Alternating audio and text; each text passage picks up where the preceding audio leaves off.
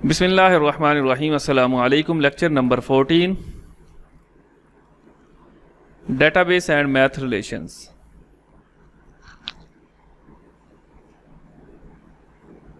Cartesian product A cross B not equal to B cross ए।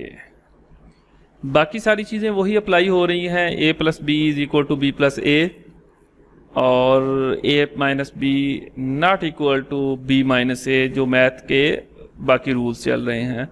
उसमें एक difference है कि मैथ के अंदर A cross B equal to B cross A होता था, लेकिन हमारे टेबल्स के फॉर्मेट में या रिलेशंस के ऊपर ये वाला रूल्स नॉट इक्वल टू के साथ है कि ये वाला उस तरह अप्लाई नहीं होता।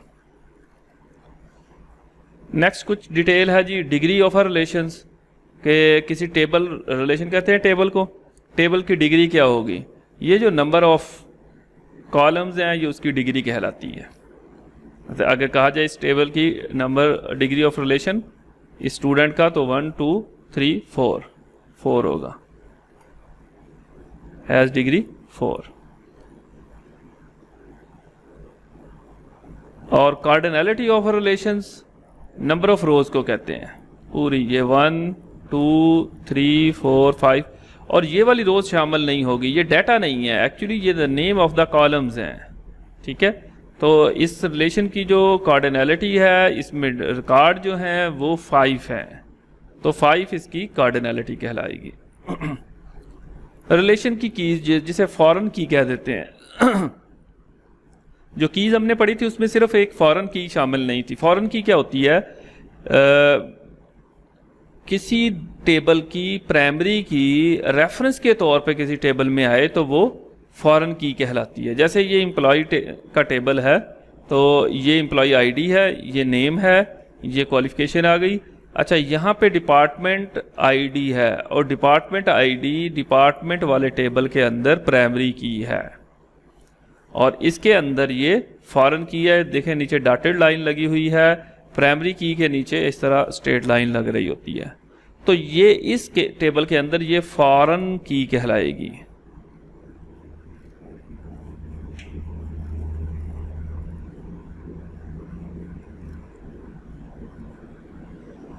अच्छा, इसके बाद हमारे पास आ गई हैं 3 तरह की एंटिटी इंटीग्रिटी कंस्ट्रेंट्स आ गए हैं हमारे पास। कंस्ट्रेंट क्या होंगे? रूल्स कहलाते हैं। और एंटिटी इंटीग्रिटी कंस्ट्रेंट क्या होंगे? एंटिटी इंटीग्रिटी कंस्ट्रेंट से मुराद प्राइमरी की है कि प्राइमरी की वैल्यू नल होनी चाहिए या नहीं। बगैर प्राइमरी की के आप डाटा ले सकते हो या नहीं?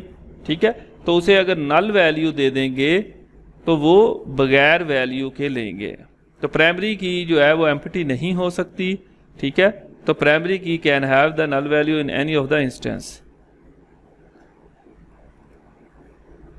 नेक्स्ट है जी referential integrity constraints. Reference key, foreign key जो है वो उसकी अटैचमेंट से पहले जो उसका रेलिवेंट टेबल था उसके अंदर वो पहले से एग्जिस्ट होनी चाहिए। ये है referential integrity constraints. States that if a foreign key exists in a relation, either the foreign key value must match the primary key value of the tuples in the its home relations। के अगर हमारे पास ये दो, यहाँ पे ये foreign की है, इसके अंदर डाटा लिखते हुए यहाँ जो 001 दिया जाए वो इसमें होना चाहिए या नहीं, पहले ये हो बाद में इसको ऐड किया जा सके, तो इस तरह का रूल जो होता है वो क्या कहलाता है? Referential integrity constraints.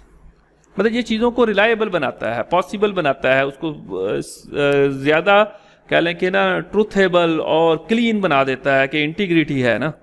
तो रेफरेंस के तौर पे पहले वो ऐड करें, पहले आप क्लास रजिस्टर करें, फिर क्लास को असाइन करें। नेक्स्ट है जी सिग्निफिकेंसेस ऑफ कंस्ट्रेंट्स, और इसके अंदर ये चीज़ आ गई हमारे पास। नल कंस्ट्रेंट्स क्या होती हैं? नल से मुराद कि इसमें कोई खाली वैल्यू, कि ये वाला रूल्स अगर किसी एट्रीब्यूट पे आपने लगाना है तो अगर नॉट नल कहेंगे कि उसके अंदर नल वैल्यू रख सकते हैं तो वो खाली वैल्यू भी आ सकती है। डिफ़ॉल्ट वैल्यू किसी एट्रीब्यूट की डिफ़ॉल्ट वैल्यू सेट कर सकते हैं। अगर आप वैल्यू नहीं देंगे तो वो वाली वैल्यू उसमें स्टोर हो सकती है, यानी कि वो डिफ़ॉल्ट वैल्यू उसे असाइन हो जाएगी। डोमेन कंस्ट्रेंट, डोमेन वही रेंज कहते हैं।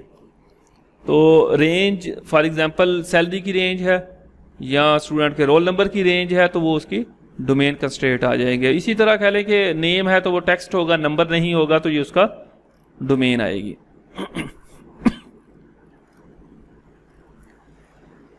RDBM कंपोनेंट्स, और इसके अंदर है जी डिज़ाइनिंग लॉजिकल डेटाबेस, कि हम लॉजिकल डेटाबेस डिज़ाइन करते हैं और logical database conceptual database design से ही ऑब्टेन कर रहे होते हैं। और इसमें आगे आगे जी ट्रांसफॉर्मिंग रूल्स, जिसमें सबसे पहले मैपिंग एंटिटी टाइप्स, कि ये अगर हमारे पास एक एंटिटी है, इसको हमने ट्रांसफ़र करना है, मैप करना है, कन्वर्ट करना है टेबल के अंदर। ठीक है, स्ट्रॉन्ग एंटिटी है, सिंपल एक एंटिटी है, उसको कह लें 3 एट्रीब्यूट दिए गए हैं, तो यही इसका नाम रख दिया टेबल का, और ये इसका पहला कॉलम, ये इसका दूसरा कॉलम, ये इसका तीसरा कॉलम्स। ठीक है, यहाँ लाइन नीचे लगी कि ये प्राइमरी की है, स्टूडेंट आईडी इसमें प्राइमरी की है। इसी तरह हमारे पास अगर ये है कंपोजिट एट्रीब्यूट है, अगर किसी का ये वाला एट्रीब्यूट ST एड्रेस जो है स्टूडेंट एड्रेस के तौर पे, तो इसकी अपनी इसकी फील्ड्स हैं।